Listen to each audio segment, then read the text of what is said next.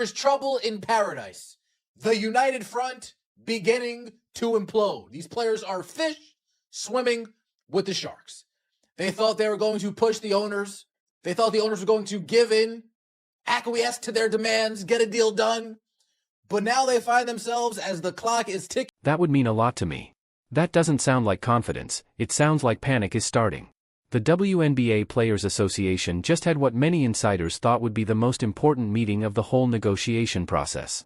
And the two players who have been the loudest in calling for a strike didn't even attend. To me, ESPN sources say a strong debate has emerged within the 7-member executive committee, which the WNBA Players Association player body authorized in December to call a strike, quote, when necessary. According to multiple sources, one group says that now is the time to fundamentally alter the league's revenue sharing model, and players shouldn't compromise further until they feel comfortable with the new system. Another group says that though there are still some matters to be negotiated, the players have already gained significant ground and are closer to a deal and are less inclined. Here's what really happened on Monday, January 13th in New York City. The 7-member executive committee was supposed to meet face-to-face with WNBA owners for the first time since October. This was their chance to speak directly to Commissioner Kathy Engelbert and explain why players deserve 30% of the league's gross revenue.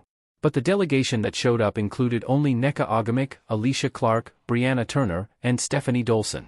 Missing from that group were Napheesa Collier and Kelsey Plum, the two players who had been the loudest about striking and who had said they wanted this face-to-face meeting. They claimed travel issues and flight delays prevented them from making it to New York. She didn't show up. Kelsey Plum, she was a no-call, no-show. She had travel issues. The WNBA and Players Association met in New York City for about 3 hours today.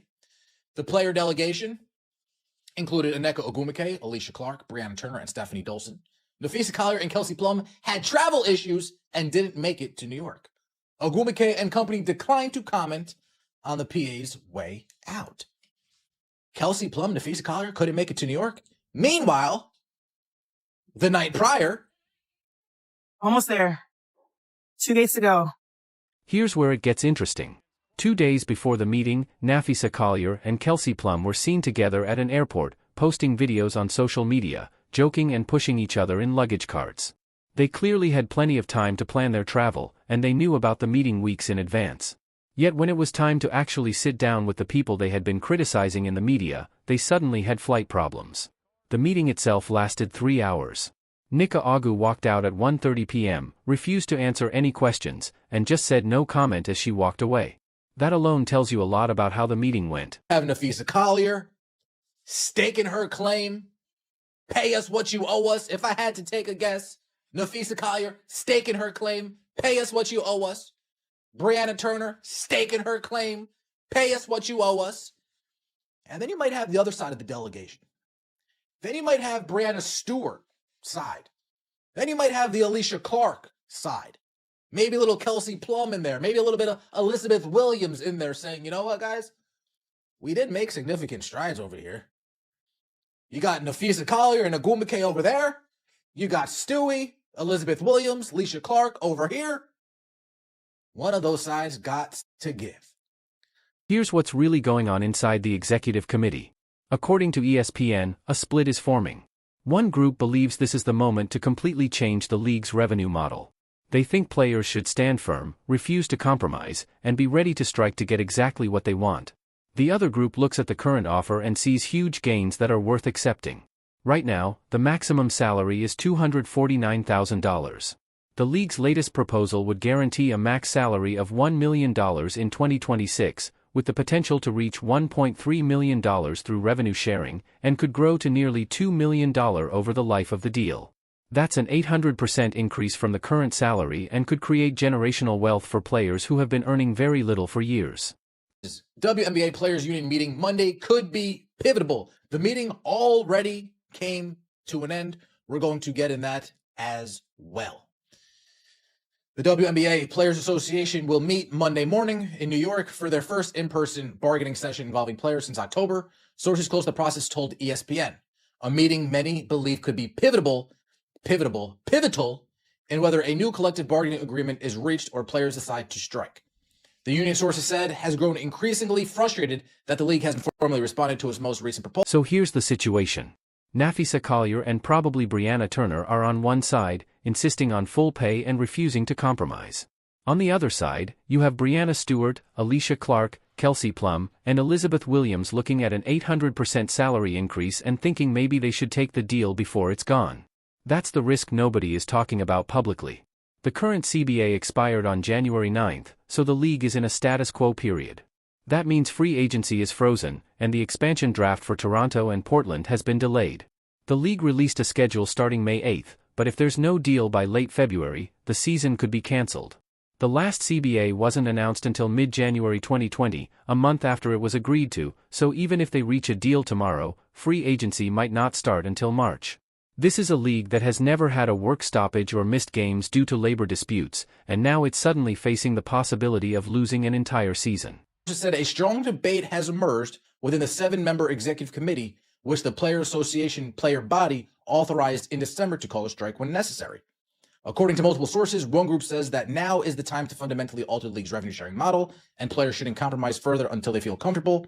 Another group says that though there are still some matters to be negotiated, the players have already gained significant ground and are closer to a deal and are less inclined to pursue a strike. Either way, both groups were eager to hear directly from owners instead of having layers of middlemen and lawyers separating the sides. Think about what this means for the players. The WNBA just finished its most successful season ever. Caitlin Clark and Angel Reed drove viewership through the roof, and the championship series averaged 1.4 million viewers. Attendance was up everywhere, and corporate sponsors were eager to get involved. This should have been the perfect moment to use that momentum to secure a huge new deal. Instead, the players are arguing among themselves about whether to accept an offer that would make them all millionaires. And the two players who have been the loudest about demanding more money somehow couldn't make it to the one meeting where they would have to defend their position face-to-face with the owners. Players union meet to try to push forward CBA talks. This is the update that we get. The WNBA and the Players Union met for a few hours Monday for the first time in several weeks to try to move the stalled collective bargaining negotiations forward. Union President Nneka Ogwumike walked out of the NBA offices around 1:30 p.m., 3 hours after she got there, and said, "No, we can't talk," when asked for comment. Ogwumike was joined by executive committee members Brianna Turner and Alicia Clark. Kelsey Plum and Nafisa Collier planned on being at the meeting, but they had flight issues, so they participated via video call along with Brianna Stewart. Oh, you called in through Zoom. Oh, you FaceTimed in. Oh, you dueled your way in there. Oh, okay. Interesting. Well, that face-to-face. Anywho. WNBA Commissioner Kathy Engelbart and members of the Labor Relations Committee were in attendance, as well as New York Liberty owners Clara Wu and Joe Tsai. Talks to reach a new CBA haven't had much traction over the past few weeks, as the union says it's waiting for a response to a proposal it sent around Christmas that included a 30% gross revenue share for the players. The league's most recent offer last month would guarantee a max salary base of $1 million in 2026 that could reach $1.3 million through rev share. That's up from the current $249,000 and could grow to nearly $2 million over the life of the agreement. The two sides have been in a status quo period. After the latest extension of the current CBA ran out on January 9th, they agreed to a moratorium a few days later that halted the initial stages of free agency, in which teams would seek to deliver qualifying offers and franchise tag designations to players. If a new CBA isn't agreed upon soon, it could delay the start of the 2026 season. It has already delayed the expansion draft for Toronto and Portland. The league did release its schedule last month, with the regular season set to begin May 8th. The last CBA was announced in the middle of January 2020, a month after it had been agreed to. It could easily take 2 months from when a new CBA is reached to get to start of free agency, which was supposed to begin. Here's how social media reacted. One comment summed it up perfectly. The delegation was mostly made up of players who aren't well known or have big followings, just people you might pass on the street without recognizing. That's harsh, but it's accurate. Mecca Oik is the union president, but she's not a household name. Alicia Clark, Brianna Turner, and Stephanie Dolson are solid players, but they're not the league's biggest stars. Meanwhile, Nafisa Collier isn't even playing in the 3-on-3 league that's supposed to show players can generate revenue outside the WNBA, and she had plenty of time to get to New York. And Kelsey Plum, who had said before the meeting that she was excited to be there in person with other committed players and the league making its commitment, didn't show up at all.